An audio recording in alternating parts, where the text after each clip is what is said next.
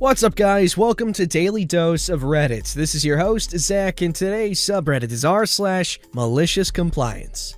This story's called, "You Are Salaried, Right? Just stay up for this meeting." Before we begin, dear readers, a brief bit of backstory. I have found that every company has a Todd. You will know who your Todd is because he is who you call when you don't know who to call. When the unthinkable happens and everything is on fire and there is no hope of salvation, Todd steps in to fix it. Todd spends his entire time just fixing the unfixable. He's been with the company since the dawn of time, knows the true names of several demons, and was in the room when the old magic was written. Our Todd has an elite team to be on call when stuff breaks. Each team member is the highest authority in the company for one specific thing or another. They are the elite. Their word is law, and to question them is to question Todd. Our story begins shortly after I had accomplished the greatest goal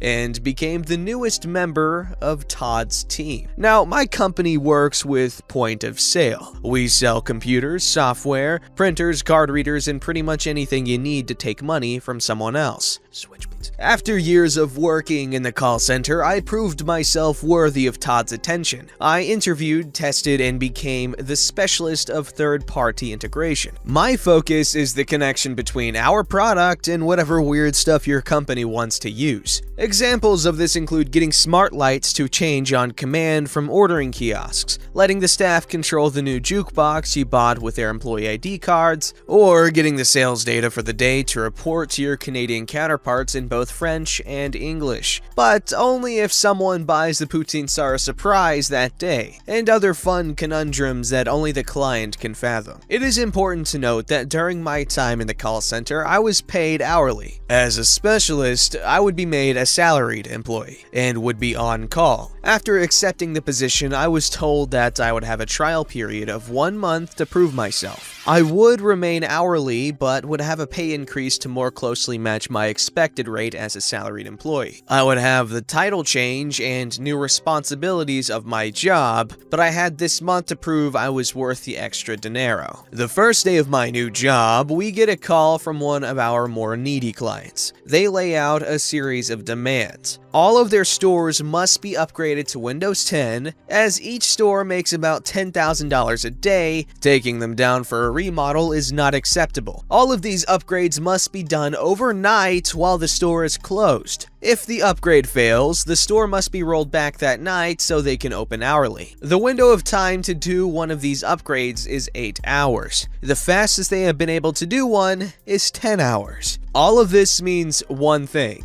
They need a specialist to do the upgrades, one that knows their integration. I give Todd the "put me in coach" nod and a deal is struck. Todd is about to leave on vacation, which leaves me under the control of Steve, the director of the support center, who used to be my boss before I worked for Todd. I now am on overnight. 4 nights a week, I upgraded these stores. I supervise 2 to 3 technicians who are on site in separate stores. I do all the software, they do the hardware. This process is staggered based on time zones, so generally I am pulling 12-hour shifts. The overtime is amazing, especially paired with the raise I got. Fast forward a week or two, the initial batch does not go the best. I have a 40% failure rate. This is due to scripts provided to both the client and me by the various third-party companies used by the stores, including their music, food delivery, and credit card processors. Everyone on their side knows who's the bad guy here. The talks are in place and we are moving forward. A meeting between the client and us is scheduled near the end of the week, right in the middle of my off time. As I said, I'm working 12 hours a day. I live a full hour from work and for security reasons can't do these upgrades outside the office. I have 10 hours to eat, sleep, get up, and eat again before work. Once I get to work, there are no breaks on the upgrade train, no lunch, no stopping. So I get home around 11 a.m. each day. The meeting is set for 4 p.m. I can't get any reasonable sleep before the meeting or after. Steve demands that I be there to account for my failures. I already have another specialist designed as my proxy for these sort of meetings, because sleep is a thing. I also explain that I am still hourly, but he won't hear it. He insists that I need to be there to explain why the project is going so poorly, and that my explanation better not just be throwing other people under the bus. He tries to explain that I am salaried and therefore need to be there when the company needs me, especially when I am the one who is screwing up. Again, I try to remind him of my probationary period, but he won't listen. And there, my friends, begins the malicious compliance. I clock in at 10 p.m. the day before the meeting.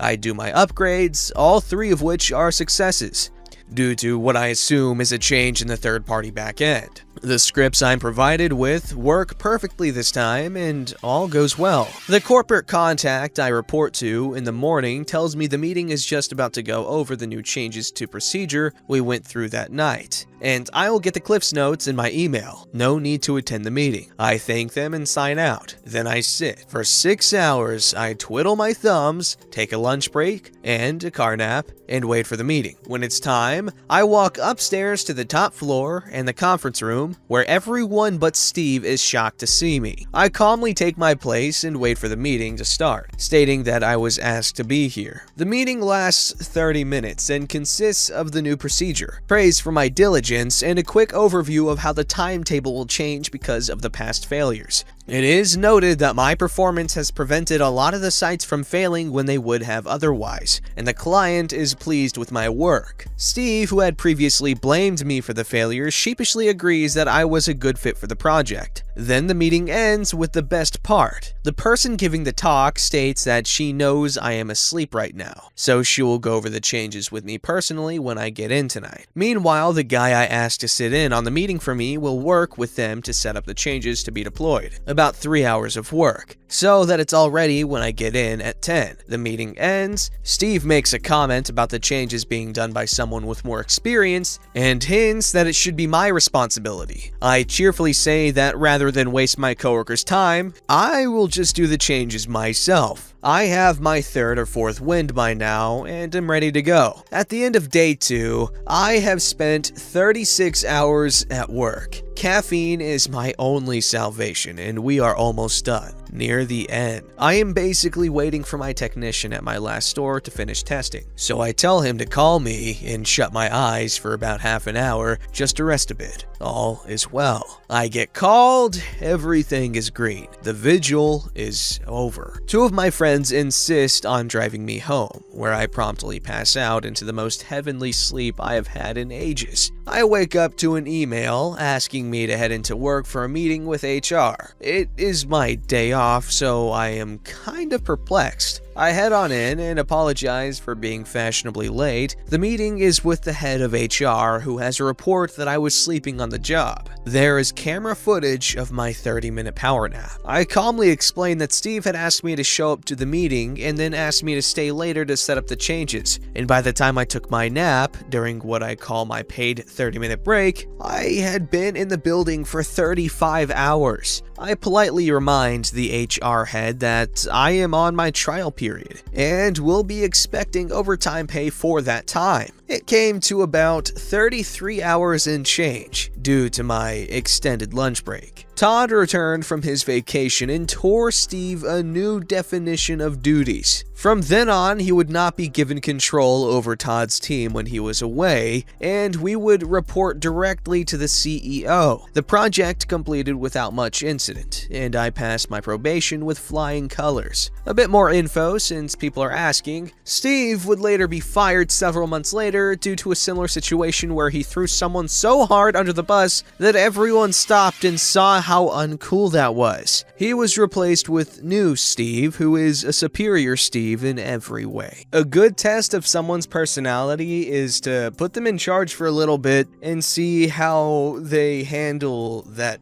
power. Steve revealed himself to be quite the schlong head, if you get what I mean. You should, because we're uncensored here. Alrighty, this story is called You Can Just Use the Office's Wi-Fi, or alternatively, How to Attempt Being a Chat and Cost Your Company Thousands of Dollars. Long-time lurker, first-time poster, hopefully it fits. My work involves me having to install hardware in all of my employer's assets. This makes me fairly unavailable for all of my other responsibilities, but it only happens on occasion, so it's normally no big deal. It only gets costly if I'll be away for extended amounts of time. As it so happens, we acquired another project a couple of states away in New Mexico, so I needed to go on site for a week or two to get all the assets in line. I drive around 14 hours to get on site and arrive on Monday only to find out that my cell provider has no towers in the area, so my phone is effectively a high-tech Rolodex. I tell them I need them to pick me up a little prepaid phone on whatever network works best in the area. I'm not picky, I just need a crappy $100 phone for the next 2 weeks.